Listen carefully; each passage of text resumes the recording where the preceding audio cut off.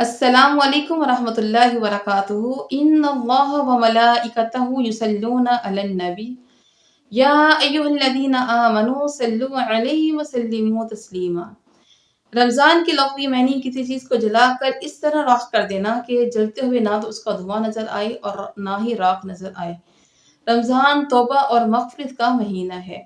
सही बुखारी हदीस नंबर 1903 में नबी पाक सल्लल्लाहु अलैहि वसल्लम का फरमान मुबारक आलिशान है कि जो कोई शख्स झूठ बोले, दगाबाजी करे और वो रोज़ा भी रखे तो अल्लाह ताला को ऐसे शख्स का भूखा प्यासा रहने की कोई ज़रूरत नहीं है।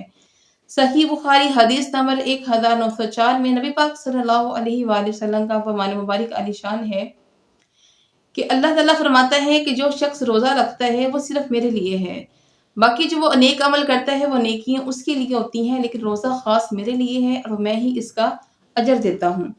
नबी पाक सल्लल्लाहु अलैहि वसल्लम ने फरमाया कि जो कोई रोज़ा रखे उसे चाहिए कि वह फ़ाहिश कोई से अपने आप को दूर रखे, और अगर कोई उससे लड़ाई करना चाहे या उसको गाली दे तो ये कहकर बात को टाल दे कि मैं एक रोज़ादार आदमी हूँ। अगर आपके साथ कोई गाली देता है या कोई आपसे लड़ना चाहता है तो नबी पाक सल्लल्लाहु अलैहि वसल्लम का फरमान मुबारक का निशान है कि आप उससे लड़ेंगे नहीं, बल्कि आप सिर्फ उससे ये कहेंगे कि मैं रोज़ादार आदमी हूँ। नबी पाक सल्लल्लाहु अलैहि वसल्लम ने फरमाया कि मुझे कसम है उस ज़ात की जिसके कब्ज़े में मेरी जान है कि अल्लाह ताला को रोज़ेदार के मुँह की बू मुश्क की खुशबू से ज़्यादा बेहतर लगती है।